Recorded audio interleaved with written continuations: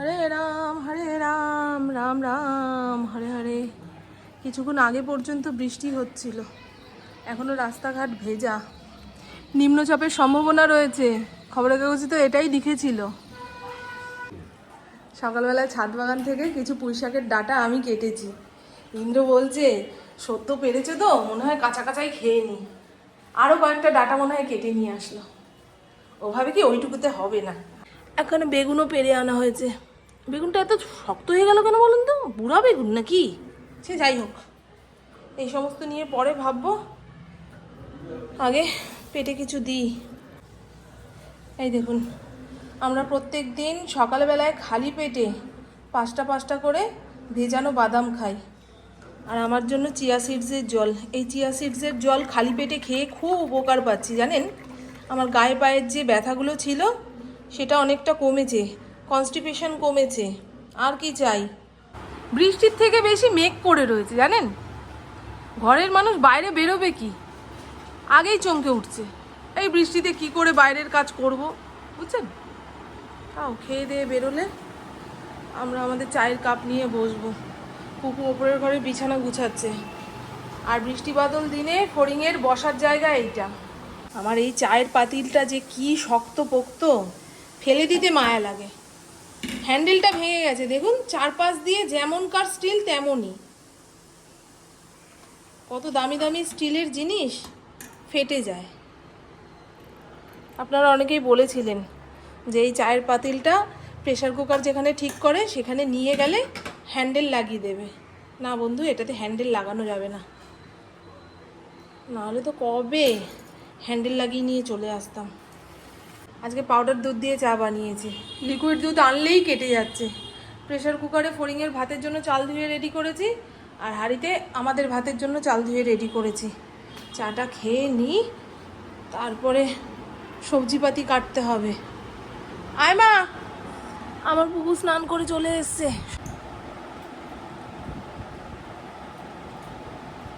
যদি বৃষ্টিটা কমে তো পুপু আমি 3টে 3:30 নাগাদ বেরোবো বাড়ির বাচ্চাগুলোর জামা কাপড় কিনতে।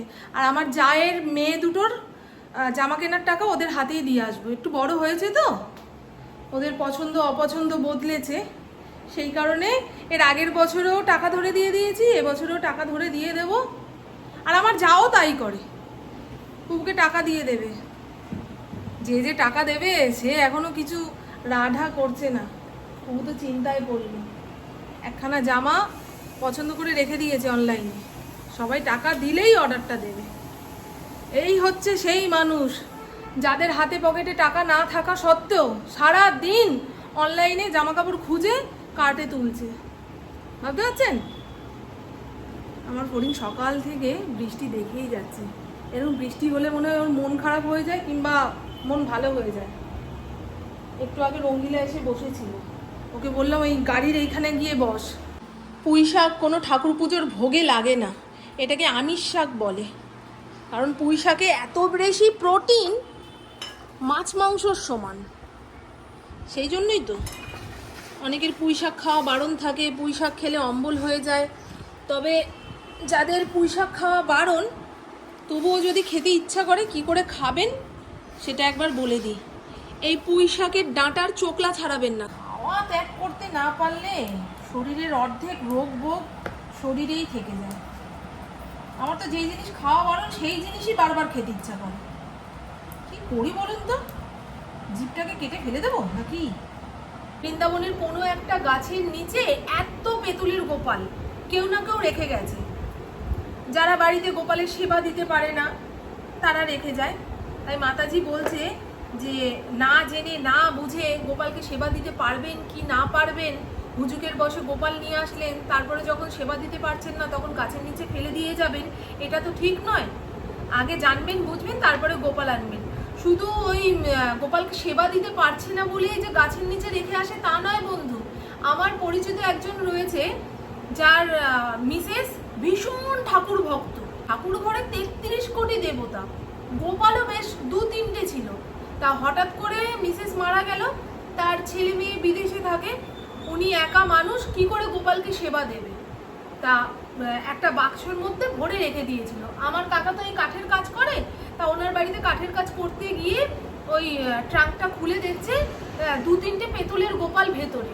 তা কাকুকে জিজ্ঞাসা করেছিল যে এই গোপালগুলো এর ভেতরে কি করছে? বলছে তোমার কাকিমা যখন বেঁচে ছিল তখন সেবা দিত, এখন কে করবে, শুধুমুধু অনাচার করে লাভ নেই, এই বাক্সর মধ্যে ভরে রেখে দিয়েছি, কেউ যদি নিতে চায় তো দিয়ে দেবো। তা ওই ভদ্রলোককে আমার কাকা বলেছিল তাহলে আমার মা তো গোপাল সেবা করে, বৈষ্ণব কৃষ্ণ ভক্ত, আমাকে কি দেবেন? বলছে ঠিক আছে, আমি তোমার বাড়ি গিয়ে আগে দেখে আসবো, তারপরে গোপাল দেব। তা ওই ভদ্রলোক আমার ঠাকুমার ঠাকুর ঘর দেখে গিয়ে ঠিক করেছেন যে না, আমার ঠাকুমার হাতে গোপাল দিলে গোপাল ঠিকঠাক সেবা পাবে। তা আমার ঠাকুমাকে ওই 2খানা পেতলের গোপাল ওই ভদ্রলোক দিয়ে গেছেন।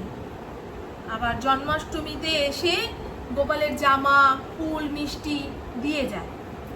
এরকমও আছে যে অনেকে ঠাকুরের প্রতি বিশ্বাস উঠে যায়, এমন এমন ঘটনা ঠাকুর ঘটিয়ে ফেলে, তখন আর ঠাকুরকে সেবা দিতে ইচ্ছা করে না, থাকো তুমি, তোমাকে আর সেবা করবো না, সেবা দিয়ে লাভ কি। যখন আমার বাবু হঠাৎ করে মারা গেল তখন আমার মাও বলেছিল দূর, ঠাকুর পুজো দিয়ে লাভ কি, ঠাকুর অসময়ে আমার ঘরের লোকটাকে তুলে নিয়ে চলে গেল, ও ঠাকুরকে আর সেবা দেবো না। বুঝলেন, মা অনেক দিন যাবত ঠাকুর পুজো করেনি। তারপরে ঠাকুমা বোঝালো, দেখো ভালোতে খারাপে ঠাকুরকে যদি মনে না রাখো তাহলে ঠাকুর তোমার কথা শুনবে কি করে, তোমার জীবন তো আরো অনেকটা, এই জীবন যেন ঠিকঠাক চলে তার জন্য ঠাকুরকে সেবা দিতে হবে, ঠাকুরকে ডাকতে হবে। তারপরে মা আবার ঠাকুর পুজো শুরু করলো। ভগবানের কিছু কিছু জিনিস আছে, সেই কারণে অনেক মানুষের ভক্তি বিশ্বাস উঠে যায়। এই যে আরজি করের মেয়েটার যে ঘটনাটা ঘটলো, তার মা বাবা বলুন তো, ঠাকুর পুজো যদি দিয়েও থাকে না, এখন মনে হবে দূর, তোমাকে ডেকে লাভ কি হচ্ছে। আমি তাই ভগবানকে প্রত্যেক দিন বলি, ভগবান এমন কিছু খেল খেলো না যে তোমাকে মানুষ অবিশ্বাস করে। আমি তো তোমাকে ভালোবাসি, বিশ্বাস করি, তোমার প্রতি কারোর অবিশ্বাস দেখলে আমার কষ্ট হবে। সবার বিশ্বাস যেন থাকে, এরকম কিছু ঘটনা ঘটাও। চলো, আমরা দূর থেকে অনেক কিছু ভাবি, অনেক রকম বুঝি, কিন্তু ভেতরের কাহিনী জানলে, এরকম অনেকেই আছে,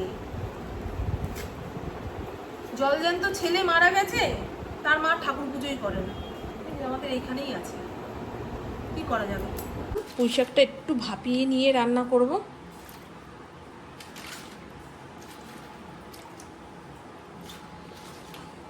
আবার যারা তাড়াতাড়ি পুঁই শাক রান্না করতে চাইছেন তারাও এরকম ভাপিয়ে জল ফেলে দিয়ে রান্না করবেন, পুঁই শাক তাড়াতাড়ি চটজলদি রান্না হয়ে যাবে। তেলের মধ্যে ফোড়ন দিলাম 5 ফোড়ন, সমস্ত সবজি ধুয়ে রেডি করে রেখেছি, তেলের মধ্যে দিয়ে লবণ হলুদ দিয়ে নাড়িয়ে নেব। শাকটা হেভি টেস্টি করে বানাতে হবে যাতে ইন্দ্রর মুখে লেগে থাকে। আর দেখুন না, আগের দিন একখানা ব্যাগ অর্ডার দিয়েছিলাম, কালকে এসছে। এরকম ছোট ধরনের ব্যাগ হবে, অনেকগুলো চেন থাকবে, তবে গুপ্ত কোনো পকেট নেই, ভেতরে একখানা গুপ্ত পকেট থাকলে ভালো হতো।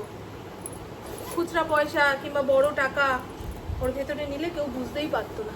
এই দেখুন, আপনাদের তো দেখানোর নাম করে আমিই আকাশ দেখছি, দেখেছেন?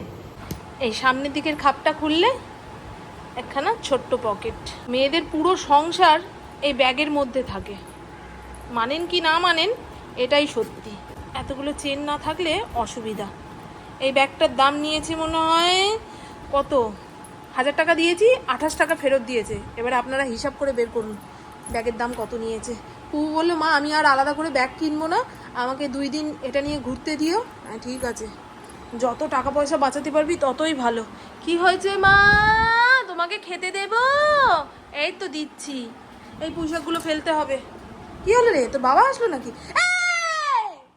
ওরে বাবা রে, রঙ্গিলার গায়ে ঘাড় ঘা। এই দেখুন, দেখেছেন? এই দেখুন রঙ্গিলা কোথায় উঠে শুয়ে থাকে।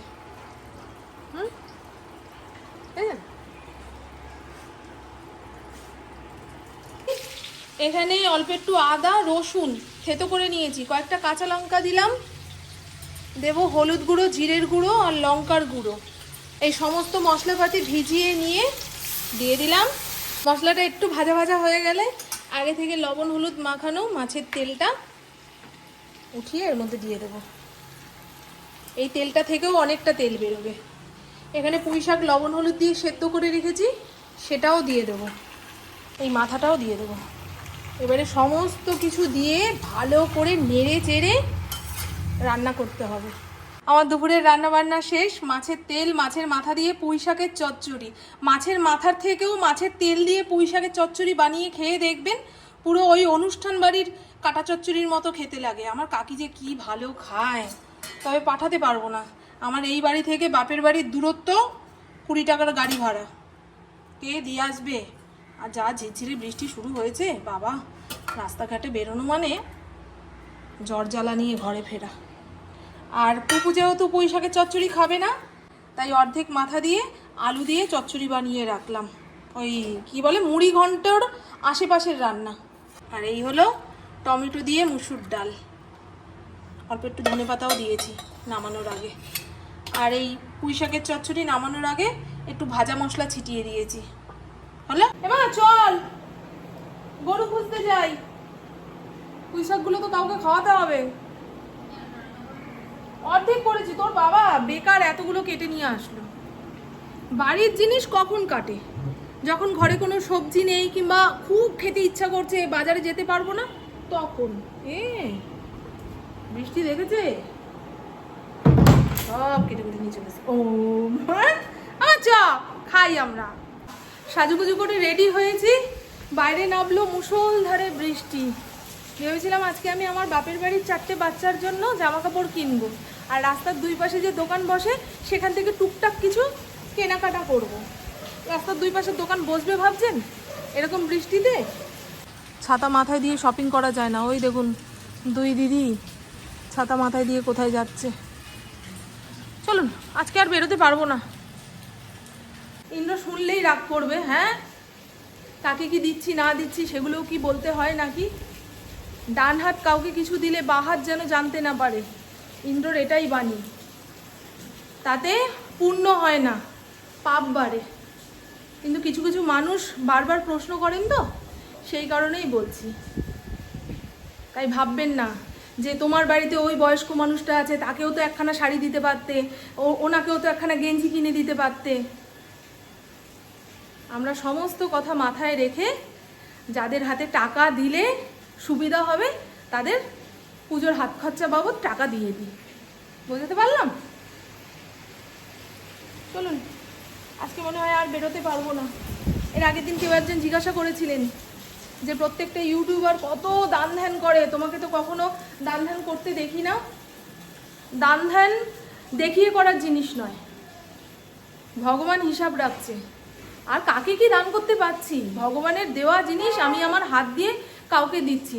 ভগবান এতগুলো হাতের মধ্যে আমাদের হাত দুটোকে বেছে নিয়েছে, তাই এটা নিয়ে গর্বিত হওয়ার দরকার নেই, ভগবানের কাছে কৃতজ্ঞ থাকা দরকার।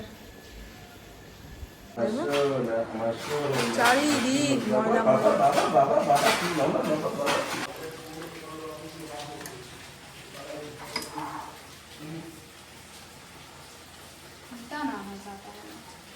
নিতে হবে। কেন,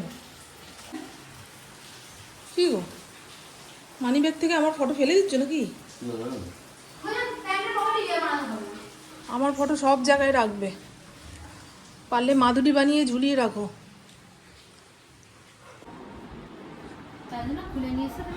হ্যাঁ, তোকে দেখিয়ে দিলাম যে হট ব্যাগের কভারটা খোলা যায়, ওটা ঢুকাতে হবে না। এনে না না না ঢোকাতে হবে। তার বাবা কিভাবে খুলেছে আর ঢোকানো যাবে? আরে এখন তো ভরে ফেলেছি, আর ঢোকানো যাবে না। এইভাবে ভাঁজ করে ঢুকাতে হয়, আবার খোলার সময় ভাঁজ করে বের করতে হয়। টেনে হিঁচড়ে কখনো এই যে সরু গলা দিয়ে অত মোটা বডি বেরোয় বোকা? আমি একটা কথা বলবো, কি বল? এই কভারটা দিয়েছে কেন? আরে পুরো ভেজা, বাচ্চার কাঁথা ভিজে গেছে। না মোটেও ভেজা নেই, এই পাশটা ভেজা আছে। পুরো ভেজা, তুই বুঝতে পারছিস না। দে দে দে দে, এনে তাতে আমার একটা পুড়ে যাচ্ছে। এটা ভাঁজ করে একটু পেঁচিয়ে নিয়ে তাহলে আমি দামি জিনিস গরম order শেকটা দেবই নিয়ে, কেন? ওইটাই তো কথা। যখন আমাকে এরকম তোর হাতে তো ওই কম দামের জিনিসই মানায় রে মা, তুই এটাই বুঝলি না। মনে হয় এতদিনকার ময়লা বৃষ্টির জলে ভিজে চারপাশ থেকে গন্ধ ছড়াচ্ছে। এই রকম জানেন, একটা গন্ধ পাচ্ছি, খালি হাতে বসার সিন নেই। ওই দেখুন, সুখের জীবন, খাই দাই, ঘুমাই যাই। খাটে বসে লেজ নাড়াই, তাই না বাবা? রাতের সমস্ত কাজ কমপ্লিট। ইন্দ্র খেয়ে দিয়ে ওপরের ঘরে চলে গেছে, পুপুকেও খাইয়ে দিতে হলো। শরীরে একটু টু থেকে ফু হলেই ব্যাস, মা খাবো না। আর আমার খালি মনে হয় সারা রাত না খেয়ে শুয়ে পড়বে মেয়েটা, আর তার উপরে দুপুরের যা কিছু ছিল সেই দিয়েই খাওয়া, আরই খাবে না। রাতের শেষ কাজ বলতে তিনজনের জন্য আমন্ড ভেজানো। আজকে আর স্নান করা যাবে না, ট্যাঙ্কির জল পুরো ঠান্ডা হয়ে গেছে। জামা কাপড় চেঞ্জ করে ওপরের ঘরে যাব, তারপরে 1 ঘন্টা যাবত মহাভারত। বন্ধ করতে বললে বন্ধ করবেই না, ওরা তো দেরি করে উঠলেও চলে। আমার আবার ঠিক টাইমে না উঠলে সারাদিন কাজ নিয়ে গড়াগড়ি খাই। চিমনি এগুলো ভিজিয়ে রেখেছিলাম গরম জল দিয়ে, সেটা ধুয়ে উপুর করে রেখেছি, শুকিয়ে গেলে পুপুকার লাগিয়ে দেবে। এখানে ম্যাগির প্যাকেট, চাউমিনের প্যাকেট টেবিলের উপরে এনে রেখেছিল, সেগুলো আর তুলতে পারলাম না। তো চলুন বন্ধু, আমার বকবক আজকের মতন এইটুকুই। আপনারা সবাই খুব খুব খুব ভালো থাকবেন, নিজের শরীর খেয়াল রাখবেন, সুস্থ থাকবেন, আর অল টাইম স্মাইল করতে হবে। টাটা, খুব ভালো থাকবেন। সকাল 9:30 থেকে ডিউটি শুরু হয়, শেষ হয় 10টার সময়। এতক্ষণ ইন্দ্র বসেছিল, তারপরে পুপু আসলো। নিচের ঘরে যতক্ষণ এই সমস্ত কাজকর্ম করব, কাউকে না কাউকে বসে থাকতে হবে। আমার ফাঁকা ঘরে একা কাজ করতে ইচ্ছা করে না রাতের দিকে। সারাদিন যেমন তেমন, সারাদিন ভালোই লাগে, কিন্তু রাতের দিকে মোটে নিচের ঘরে একা থাকতে ইচ্ছা করে না। আর এখনো ঝিরঝির করে বৃষ্টি হয়েই যাচ্ছে।